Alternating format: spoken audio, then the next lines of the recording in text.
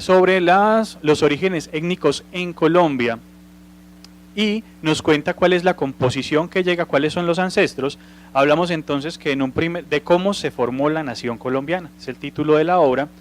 Tenemos entonces nuestro primer origen en la segunda masa continental, tenemos nuestro ancestro nativo, tenemos nuestro ancestro hispánico y nuestro ancestro africano, que vamos a ver de dónde venían esos ancestros y cuáles eran esas prácticas que llegan con ellos.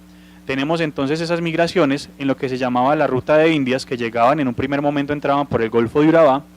En el Golfo de Urabá se llama San Sebastián de Urabá, porque cuando atacaban a los españoles con dardos envenenados, se encomendaban a San Sebastián para que no los matara el veneno. Entonces vemos una práctica, una creencia y unos hábitos que pasan desde la parte religiosa. Tenemos la entrada a nuestro departamento por el Golfo de Urabá, que fue la primera ruta. Bajamos hasta por la antigua ruta del Darién, donde se encontraban nuestros ancestros, hasta el Valle de Aburrá. Vemos ese viaje tan grande que tenemos en nuestras venas, esa gran historia, y continuamos rápidamente. Tenemos en América, la segunda masa continental, hay muchos grupos poblacionales indígenas. Vamos a destacar rápidamente dos familias que están muy emparentadas con nosotros, que son los chibchas y los caribes. Los chibchas los encontramos más que todo centro y también las partes de Cundinamarca, Santander y distintos territorios, y chip quiere decir nuestra, gente, nuestra gente. Y los chibchas estaban conectados, era por dialecto. Los caribes eran poblaciones guerreras que se encontraron mucho en Antioquia y el Viejo Caldas. Ellos tenían una serie de prácticas que vamos a tener en cuenta. Tenemos nuestro ancestro español. De los españoles debemos entender que también habían muchas migraciones que entraron a España. De hecho, de ellos conservamos algo que vamos a mirar ahorita. Tenemos unos ancestros celtas, tenemos los celtas, los íberos y los germanos, entre los que destacamos los visigodos. De ahí vienen apellidos como Hernández, Ramírez, Gutiérrez, González. ¿Los conocemos o no? Muy frecuentes en nuestra ciudad. De ellos, ¿qué nos queda? Precisamente, perdón, creo que hay una imagen que no me está cargando acá. Bueno, lo diré así rápidamente. Hay algo, de ellos tenemos el amor y la conexión con la naturaleza, los espíritus del bosque, no se vaya solo que lo espantan, no se vaya que él se pierde. Cuando nos pasa algo malo, tenemos la intención de evadir ciertos espacios por la oscuridad, todo eso empieza allá, por del fuego, que es la que nosotros llamamos el Día de las Velitas. Entonces vemos cómo tiene unos orígenes desde estos territorios, aún se conserva. También el contacto con la madera, por eso se trabaja y se talla tanto la madera históricamente, y por eso cuando no queremos que nos pasa algo, toco madera. Precisamente esa tradición viene desde los pueblos celtas, baja a España y nos llega acá, en la época en el periodo virreinal. Tenemos también que se habla de espíritus que se le metían a la gente. Ellos los denominaban los troll. Nosotros ya hablamos de demonios, de posesiones, de otra serie de entidades, pero en Europa se reconocían como los troll. Esos son los famosos troll que vemos en temas, digámoslo así, de seres esféricos o mitología nórdica. De ellos también conservamos la tradición de la Navidad, que es un tributo a un árbol por agradecer todos los frutos que nos da durante el año. Continuamos, también tenemos un ancestro que llega, que es una herencia romana. De ellos conservamos muchas de nuestras tradiciones, costumbres. De hecho, el tener estas líneas, estos guardaescobas, es una tradición romana. El hecho de cómo están trazadas las plazas públicas o nuestros parques, nuestra plaza mayor que era el Parque de Río, es un trazo romano, que siempre ustedes ven que es un cuadrado, en el centro tiene el agua como fuente de la vida, un elemento simbólico, al fondo tiene el templo, la iglesia, como el alimento espiritual, a los costados tiene las zonas de comercio y la zona de armas. Vemos que todos nuestros parques y centros urbanos están dispuestos con el trazado romano y se cierran en las esquinas para ser fortalezas. Avanzo rápidamente, de ellos nos llegan apellidos, por ejemplo, como el Quirós. Aquí vemos el pueblito paisa, una línea y estilo romano. Y continuamos acá también porque tenemos una herencia árabe, precisamente por todo el tiempo que estuvieron las poblaciones en los califatos que se tuvieron lugar en Al-Ándalus, en España, en la península ibérica. De los romanos que tenemos, el hábito de las ofrendas. Aquí en la ciudad lo vemos, yo incluso a veces lo hago, y en los pueblos es muy frecuente. El primer trago de la noche, riego un poco, una ofrenda a las ánimas. Eso llega desde los romanos, porque no es que las ánimas, los espíritus se van a tomar eso, no, es que estoy haciendo un símbolo en que recuerdo los que ya no están, y este primer trago por eso no me lo tomo, lo voy a ofrecer. Porque los romanos después de las batallas el primer trago de la noche lo ofrecían a sus hermanos caídos en batalla. nosotros aún conservamos ese hábito. ¿Y cuántos años han pasado? Porque la Legión Hispana, la Novena Legión, pasaron a la península ibérica. Tenemos también el salario. Precisamente una de los dotes o pagos, por ser un soldado romano, te pagaban con una bolsita de sal. Y esa sal era valiosa porque se podía intercambiar, curar la comida para que durara más. Entonces de ahí viene el término salarium, que vendría de luego el salario, y por eso en la casa, no deje caer la sal, que eso es malo. Precisamente estás botando el dinero, o el pago que ganaste con tu trabajo. El martes 13 y una pequeña línea al viernes 13 es precisamente también de los romanos, porque ellos decían, el martes 13 ni te cases ni te embarques, porque precisamente podemos correr peligros en alta mar. Era una tradición romana. Y tenemos que el martes 13 era el día de Marte, del dios de la guerra. Por eso había siempre una tendencia a evitar hacer proyectos en este día. También de ellos heredamos la oniromancia. La oniromancia es precisamente la interpretación de los sueños. Ellos son los primeros que documentan y tratan ciertas lecturas en torno a los sueños. De todos estos pasajes que estamos mirando, podemos conectar que en distintas culturas hay distintas interpretaciones y orígenes. Nosotros estamos conectando esto conforme a crónicas y a literatura que llega en el periodo virreinal o colonia, Antioquia, Viejo Caldas y aparte del país. Tenemos también de los ancestros árabes la masa mora, la masa de los moros, que con nuestros ancestros vascos se convertiría en la masa morra, porque de los vascos tenemos la R, pichurria, coscorria, la chavarría, echeverri, entonces la masa morra. Las arepas también es una preparación árabe, algunos dicen que es sefarad, sefardit, judía, y otros de poblaciones indígenas de Venezuela que hacían una tortilla con maíz.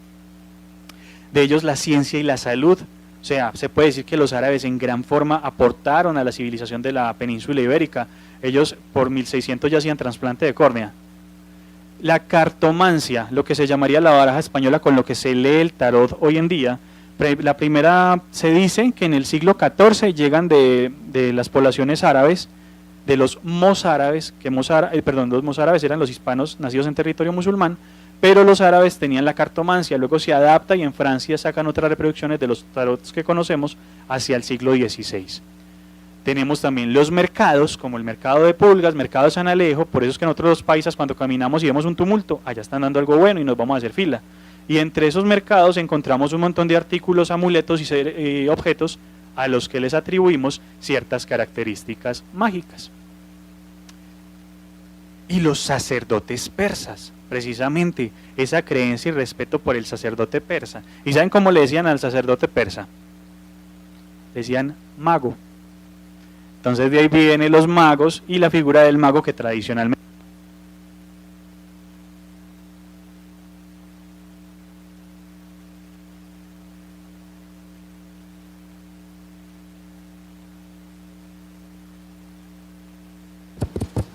Muchas gracias.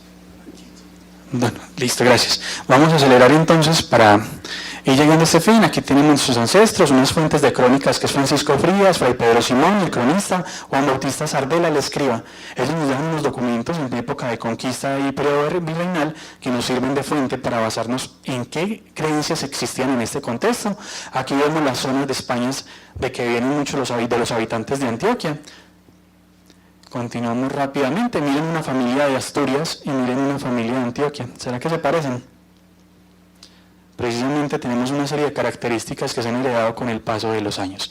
Les cuento que entre 1786 y el 2004, estos eran los apellidos más comunes en Antioquia: Arangurí, Londoño, Mejía, Chavarría, Echeverri, Jaramillo, Restrepo y Giraldo. Todos de la península ibérica, de nuestro ancestro hispano. Bueno, rápidamente, la población afro también trajo una serie de magias, pero hablar de afro no es hablar de africano, no. Los africanos que llegan a Antioquia venían de estas 4 zonas de África, de Ghana, Guinea, Benín y Nigeria. Las poblaciones afro de nuestro territorio vienen de esta zona.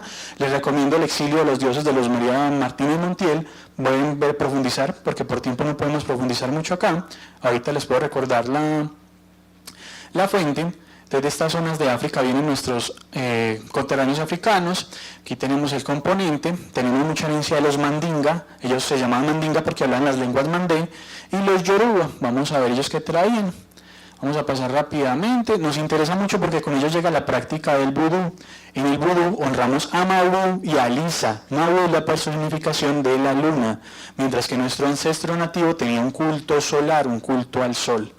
Tenemos rápidamente también de los Yoruba, nos llega por ejemplo el vudú haitiano, o en Yoruba también tenemos la santería cubana, que son sincretismos que ante las prohibiciones o ante ciertos controles que hacía la iglesia tenían que fusionar. Entonces por eso encontramos tantas prácticas de santería.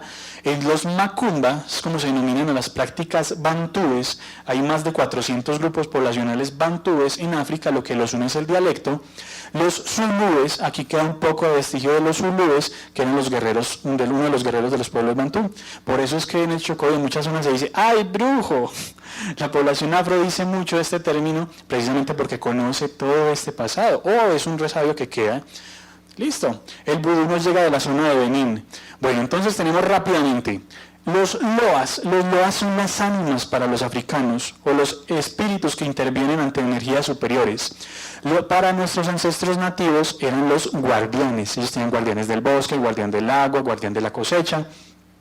Las ánimas las heredamos de nuestro ancestro hispánico, por eso las ánimas del purgatorio, que en muchos hogares las hemos tenido en un lugar muy especial por la tradición familiar. Los caídos, la ofrenda que les hablé de los romanos, espíritus del Valhalla, los caídos en batalla, precisamente son esas ánimas. Entendemos la luna de miel, como las 30 primeras noches donde se consumía el miel para tener guerreros, por eso llamamos la primera noche la luna de miel. El sincretismo viene en las oraciones y rezos. La oración es la que yo hago internamente, el rezo es el que se hace en alta voz o se comparte en grupo. Santería cubana, actores armados, políticos y empresarios. Viajemos al siglo XX y estas prácticas se siguen viendo, son constantes en los allanamientos y en prácticas judiciales, en operaciones que encuentran manuales de santería, rezos, que encuentran actores armados que se dice que están rezados y por eso no los pueden capturar. Entonces vemos cómo permanecen estas situaciones. Y ya para ir cerrando, vamos a pasar acá, la esclavitud, que es una forma de servidumbre que han tenido los egipcios, los romanos y las poblaciones aztecas y mayas. De nuestros nativos, vamos a ir cerrando acá, que esto ya lo teníamos para terminar. Nos llega también a Antioquia un componente sefardita, judío, que ellos también traen mucho el pensamiento esotérico, el clanes, castas o tribus, y una forma de operación como cámara, ofrendas. Ahí también encontramos un poco los rituales con sangre, que es otra cuestión, la gematría, que es precisamente la numerología que utilizan los judíos, y los espejos en todas las casas, que venga, ponga los espejos mirando hacia afuera, o en el negocio ponga un espejo para que no le caiga la envidia. Es una práctica que heredamos de ese ancestro judío. Y los gitanos, de ellos tenemos la quiromancia, los trabajos con bronce y cobre, que muchas veces salen objetos esotéricos, y los conjuros. Aquí vemos una fotografía de los años 40 de don Gabriel Carvajal en una boda gitana en Itagüí. Bueno, ya con esto cerramos. Precisamente hay otra que son las plantas, los tratamientos, todo lo que nuestros abuelos hacían. Hay un estudio muy interesante, mi bisabuela, Marta, ella trabajaba en Argentina con yuyos. Los yuyos son las plantas medicinales. Encontraron entonces que de 231 especies de vegetales, tiene 676 usos medicinales. Ya esto hay que someterlo a un testeo clínico y hacer una serie de verificarlo, validarlo, pero en este estudio que hicieron Claudia Luján, Gloria Barbosa, el de la Universidad Nacional de Córdoba, Argentina, encontramos este gráfico tan interesante. Bueno, con esto termino esta intervención y muchas gracias. Si desean saber más de esta información de nuestros ancestros, podemos estar conectados en Historias con Daniel Ramírez en Facebook y YouTube. Muchas gracias.